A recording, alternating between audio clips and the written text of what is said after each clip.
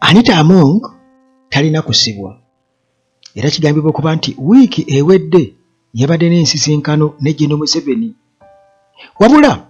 batandise okuteekawo ekibuuzi nti amawulire gano tegasanyusizza Muhoozi Kainerugaba mbu munyiivu nnyo ku nsonga eyo, naye nga munnange ky'oba omanya nti IGG already yaweereza dda ripooti ekwatagana ku by'obugagga bya Anita Among. In fact ripooti eyo Museveni yagifuna ne sipiika omupya tannaba kubeera nga alondebwa. Kakati ekiriwo Anita Among alina okukosibwa mu mbeera yonna, talina kubeera nga asibwa, kubanga jjukira nti ensonga gye bakulembeza lwaki Anita Among balina okubeera nga bamukunya okwaza amaka ge n'ebirala byonna oba okutunula mu by'obugagga bye. Ensonga ffe gye tumanyi gye bakulembeza ey'obuli bw'enguzi si ntuufu, ekyo ffenna tukimanyi. Ensonga y'amaanyi na buyinza. Anita Among yali agezze nnyo mu palamenti, nga palamenti bwe twogera ku babaka yasinzaamu numbers, nga NRM ng'ekibiina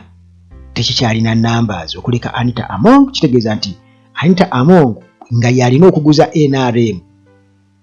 ababaka okuyisaawo bye baagala. Kati awo ne tulwana ne tugenda kuba President 231. Ebyo twabinnyonnyoka. Naye twogera ku nsonga ya IGG ne twogera ne ku ripooti eyaweereddwa Museveni okukosa n'okubeera nti nno Anita Among yasinkanye General Museveni ne boogeramu wiiki eyise emabega. Era kigambibwa okuba nti n'abasirikale ababadde ku maka ge baavuddeyo. Poliisi oba n'ebitongole ebirala byonna tewaliwo kye boogera ku ripooti ya IGG. Kati kiki ekiddako? Kyenjagala omanye nti General Museveni nkola ye nga bulijjo ey'okubeera nti abo ye bagamba babeera akwatidde mu buli bw'enguzi okubeera nga abakomyawo n'akola nabo ng'agamba nti baboneredde. Kati ku nsonga ya Anita Among eno gitwale nga ekyandibadde okkuba ebinyonyi ebibiri n'ejjinja erimu ku sayidi ya Muhoozi, nti ye abadde abala kubeera nti ate afunirawo political mileage, kubanga jjukira nti obuli bw'enguzi bungi ate nga obuganzi buyandibadde abaana bo Kyagulanyi yabukekyula dda yabutwala. Kati ng'enguzi agiraba ng'ekintu kyayinza okubeera nga akapitalizingirako okusobola okubeera nga naye waakiri abaako engeri gye yeekakatika ku bantu gy'abeetungako tinza alwanyisa enguzi, newankubadde nga munnange eyo approach nsuubira okuba nga General Museveni ye yakitegedde era yakitegeera ddala nti tosobola kubeera nga oli mutabani we n'oyogera ku nguzi ate nga mwokulidde, nga nawe kennyini by'olina tosobola kubinnyonnyola, oba ne baganda bo ne bakojja bo ne baani bataata b'abato ne bakoddomi bo byonna bye balina ne bannyoko tosobola kunnyonnyola ngeri gye mwabifunamu era nga biriko enziro nnyingi nnyo bwe tuba twogera ku nsonga y'enguzi. Kale n'olw'ensonga eyo bw'atyo Anita Among nga bwe nkutegeezezza nti yasinkanye General Museveni, so nga ate nti waliwo obutakkaanya wakati wa Museveni ne Muhoozi ku nsonga za Anita Among, kubanga ye Muhoozi ayagala ba prosecutors bakwate Anita Among bamuvunaane, bamusomere emisango mu kkooti, bamutwale e Luzira, gimuke muvi bamutwale e Luzira. Kati ye Museveni agamba nti ng'oggyeko nti olw'okuba bamuwambako emmotoka ze bamusibidde ewaka mbu okumala ebbanga, okumuexposinga, okumumwamula ku bwa sipiika n'ebirala, ye agamba nti eyo agiraba nga enough punishment, akiraba nga okubonereza okumala, era agamba nti kati awo Anita Among aboneredde, ye teyandiyagadde kubeera nga akyongerayo kubanga kiyinza okuba nga it's not part of the game. Ye tayagala kubeera nga abyongera embu naye Muhoozi mbu ekyo kyamunyiizizza ye mbu ayagala kiri asobole okumalayo so nga ate General Museveni ayinza okuba akiraba mu perspective ndala. Kakati munnange bw'atyo Inspector General of Government IGG amaze kubeera nga submittinga investigation report mu alleged corruption involving former Speaker of Parliament Anita Among, era nga eno yagiwadde edda eri General Yoweri Kaguta Museveni ensonda bwe zito bwe zitutegeeza. Kakati bino byonna babirabanga oba a significant milestone mu high profile investigation ebadde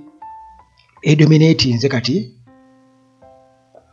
mu byobufuzi kati biki ebiriwo gyekimu ku mitwe gy'amawulire egibaddewo era nga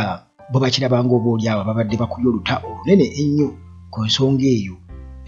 ey'enguzi anti-corruption campaign nga abantu oba abemulugunya ku gavumenti okuba nti nno gavumenti eno yeesuulirayo gwa naggamba ng'efumbekeddemu abali b'enguzi kati babadde balabanga obaolyawo abalinako we batuuse. Kakati ensonda zigamba nti nno General Museveni bino byonna yabifuna dda luli nga tunaana kubeera nga tulonda speaker ne Thomas Tayibwa nga deputy we Mande ewedde. Kati Museveni nti yo report yali yagifunyidde era IGG report nti mwemuli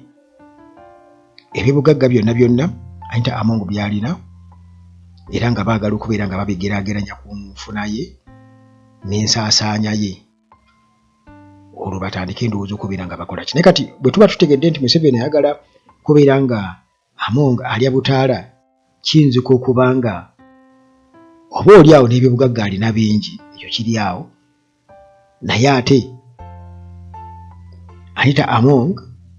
engeri gy'abadde omunene ennyo mu by'essente ne mu ntambuza yaazo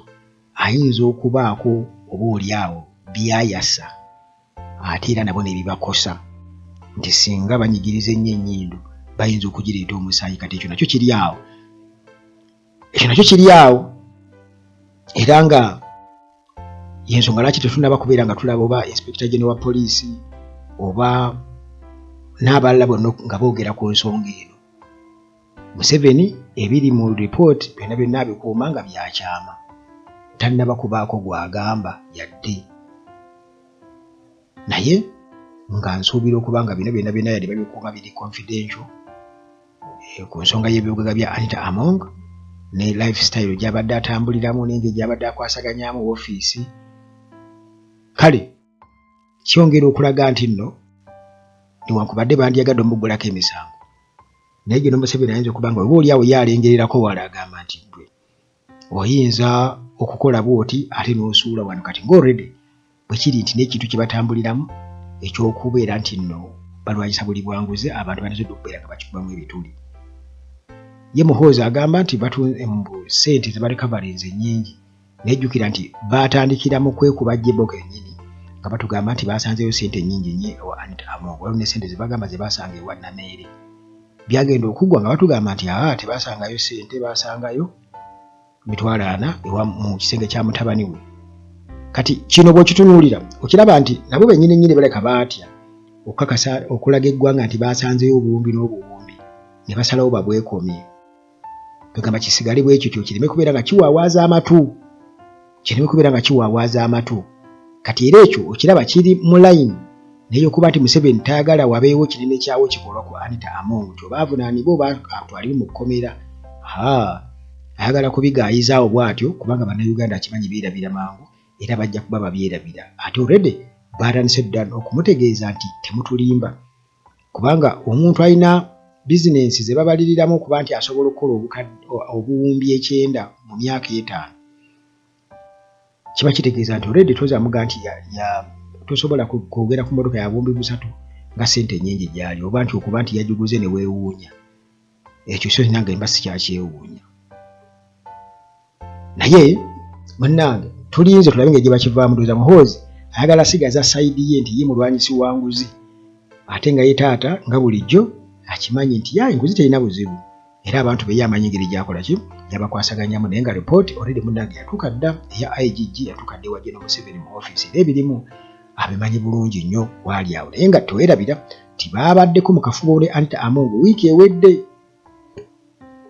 ewedde baabaddeko mu kafubo ne Anita Among era ne security detail y'obwe tekyaliyo abasirikale baavuddeyo dda amasimu ge ne bagamuddiza kale tetusuubira kubaawo kinene kyawo